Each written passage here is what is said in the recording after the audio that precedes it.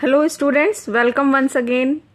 Students, जैसा कि आप देख रहे हैं कि आज की वीडियो में हम ग्रामर से प्रेजेंट परफेक्ट टेंस को स्टडी करने वाले हैं। प्रेजेंट परफेक्ट टेंस, इस टेंस को हम हिंदी में कैसे पहचानेंगे, उसके लिए यहाँ पे एक हेडिंग लिखी है, पहचान। वाक्य के अंत में चुका है, चुकी है, चुके हैं आता है। हिंदी वाक्य में जो आखिरी शब्द है वहाँ लिखा होता है या तो चुका है, चुकी है, चुके हैं। जैसे कहा जाए कि वह अपना काम पूरा कर चुका है, वह खाना बना चुकी है, वे बाजार जा चुके हैं। ये शब्द यहाँ इसलिए लिखे हैं क्योंकि वाक्य में अगर चुका है नहीं लिखा तो उसमें या है, ई है ज़रूर आ रहा होगा। ये वर्ड इस तरह से पहचान में आएंगे, जैसे अगर कहा जाए कि वह दिल्ली गया है तो लास्ट में मैंने बोला या है, तो आप इस चीज़ से समझ लीजिएगा कि ये भी प्रेजेंट परफेक्ट टेंस है। तो एक तरीके से प्रेजेंट परफेक्ट टेंस की पहचान दो प्रकार से की जा सकती है कि या तो वाक्य में चुका है, चुकी है लिखे होंगे, या फिर या है, ये है, ये हैं। इसको सही तरीके से समझें तो गया है, गई है, गए हैं, खाया है, खाई है, खाए हैं, इस तरह से कोई भी वर्ड आ सकता है, लेकिन इम्पॉर्टेंट है ये या है, ये है और ये है। पहचान समझने के बाद अब हम ट्रांसलेट करने के लिए हेल्पिंग वर्ब को समझते हैं।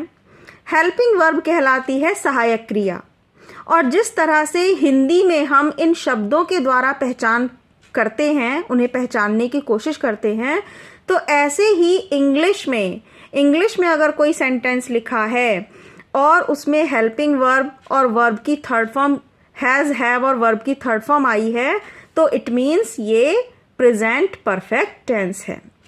तो इंग्लिश में पहचानने के लिए उस सेंटेंस में हैज़ या हैव लिखा होगा और वर्ब की थर्ड फॉर्म आ रही होगी, तो वो कहलाएगा प्रेजेंट परफेक्ट टेंस। और ट्रांसलेट करते समय हमें इन्हीं चीज़ों का, इन्हीं शब्दों का, इन्हीं हेल्पिंग वर्ब का प्रयोग करना है। एक वचन सब्जेक्ट है, एक वचन करता है, ही, शी, इट आ रहा है, तो हम हैज़ का प्रयोग करेंगे और उसके साथ वर्ब की थर्ड फॉर्म। ऐसे ही अगर बहुवचन सब्जेक्ट होगा, बहुत सारे लोग होंगे, या फिर प्रोनाउन आ रहा है आई, वी, यू, दे, तो हम हैव का प्रयोग करेंगे, क्योंकि बहुवचन के साथ या फिर इन सभी प्रोनाउन के आने पर हम हैव का प्रयोग करते हैं और हैव के बाद वर्ब की थर्ड फॉर्म लिखेंगे।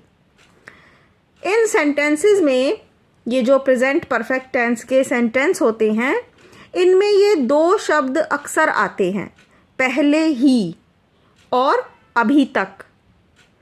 इनकी इंग्लिश आप लिखेंगे ऑलरेडी और येट। पहले ही को लिखा जाएगा ऑलरेडी और अभी तक येट।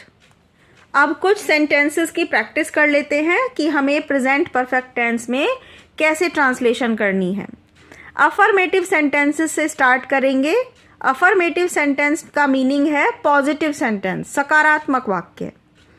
पहला सेंटेंस है रीता कानपुर से आई है, तो देखिए पहचान लीजिए इसे।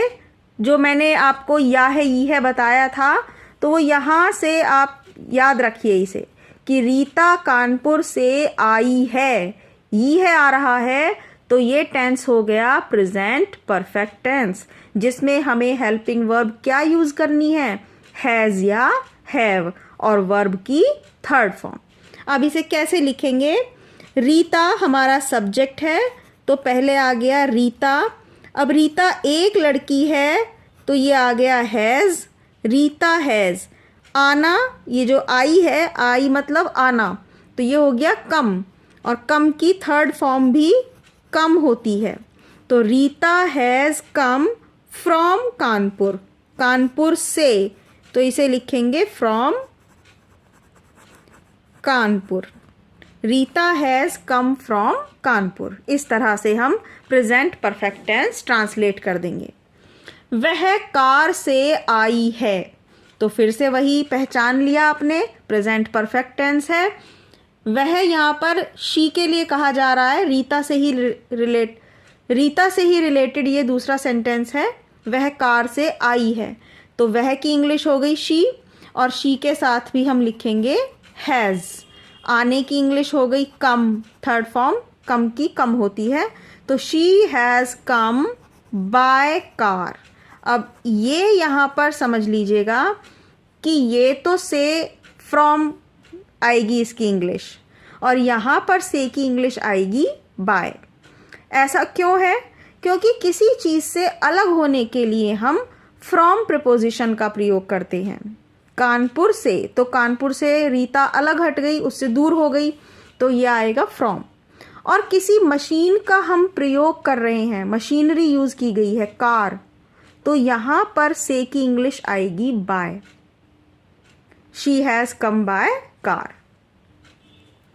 नेक्स्ट है सेंटेंस, वह मुझसे मिलने आई है।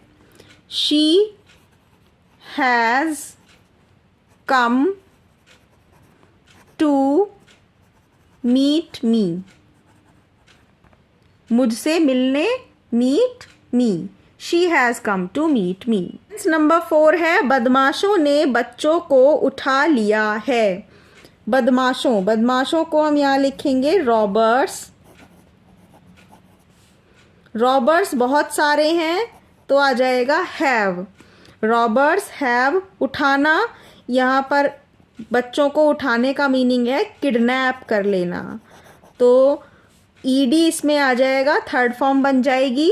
Robbers have kidnapped children. बच्चे भी बहुत सारे हैं, प्लूरल है, तो ये आएगा children. Robbers have kidnapped children. मैं अपना नाम भूल गया हूँ। आई हैव, आई के साथ हैव। देखिए इसकी पहचान मत भूलिएगा, ज़्यादातर इस सेंटेंस में या है ये ही आते हैं। चुका है, चुकी है रेयर यूज़ किए जाते हैं, इन शब्दों का ज़्यादा प्रयोग होता है। आई हैव फॉरगॉटन, भूल गया, भूलना फॉरगेट, और उसकी थर्ड फॉर्म है forgotten. I have forgotten my name. Students, I hope कि आपको अभी तक के ये रूल्स और सेंटेंस समझ में आ रहे होंगे, तो प्लीज़ वीडियो को लाइक करना नहीं भूलिएगा, और चैनल पर फर्स्ट टाइम है तो चैनल को सब्सक्राइब भी कर लेना। नेगेटिव सेंटेंस में नहीं का प्रयोग किया जाता है और इंग्लिश में नॉट का। मैंने अभी अपना काम पूरा नहीं किया है, तो मैंने की इंग्लिश आएगी आई के साथ हैव, इसके बाद नॉट, क्योंकि ये नेगेटिव सेंटेंस है तो नॉट आ जाएगा हैव के बाद। आई हैव नॉट कंप्लीटेड, पूरा करने की इंग्लिश कंप्लीट, और ये हो गई third form. I have not completed my work, अपना काम, माई वर्क, और अभी की इंग्लिश जैसे कि बताई थी yet. I have not completed my work yet. उन्होंने अभी खाना नहीं खाया है।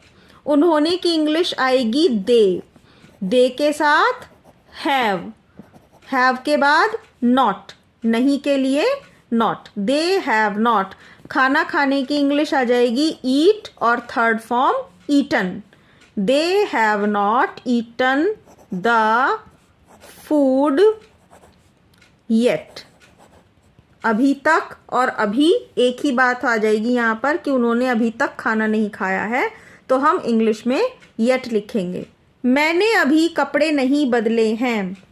I have not changed, third form changed हो गई, चेंज्ड द क्लॉथ्स येट। उसने अभी बीए पास नहीं की है। अब ये लड़का भी हो सकता है, लड़की भी हो सकती है, ही लिख लेते हैं। He has not passed BA yet. Negative का 5th सेंटेंस है चांद अभी तक उदय नहीं हुआ है। Moon has not Ryzen.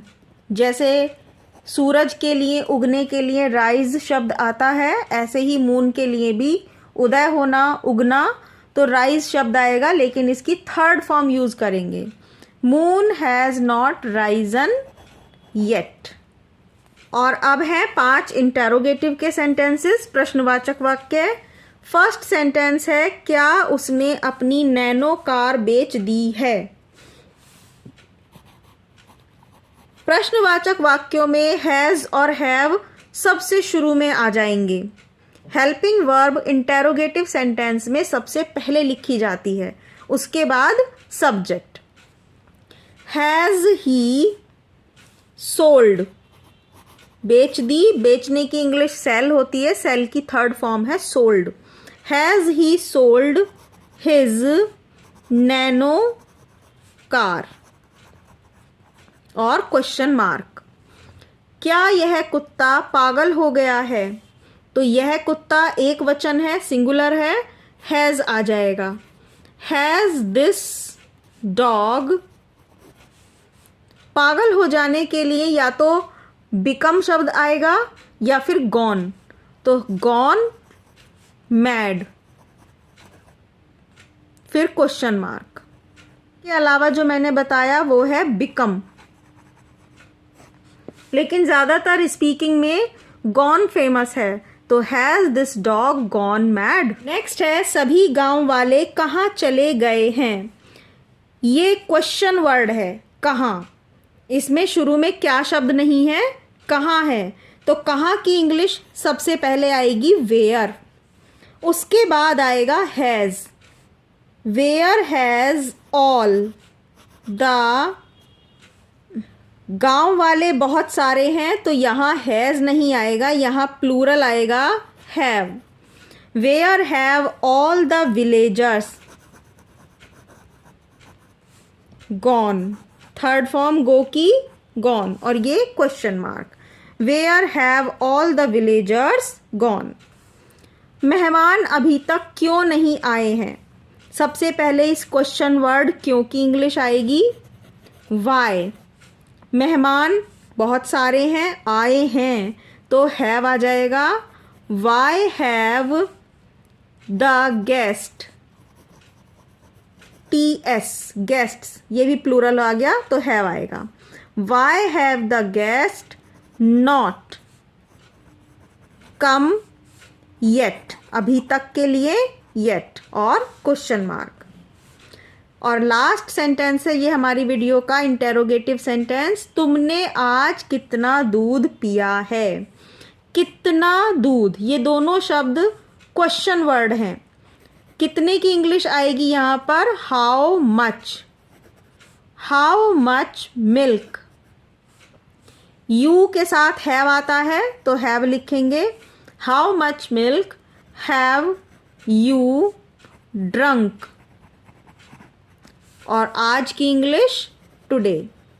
How much milk have you drunk today. तो स्टूडेंट्स यहाँ ये sentence present perfect tense finish होता है। आई होप आपको इसके सारे सेंटेंस समझ में आए होंगे और रूल्स याद रहेगा। तो भूलिएगा नहीं इस वीडियो को लाइक करना और चैनल को सब्सक्राइब करना। मिलते हैं इसी टेंस से रिलेटेड, प्रेजेंट परफेक्ट टेंस से रिलेटेड स्टोरी टाइप ट्रांसलेशन में next time. Thank you so much.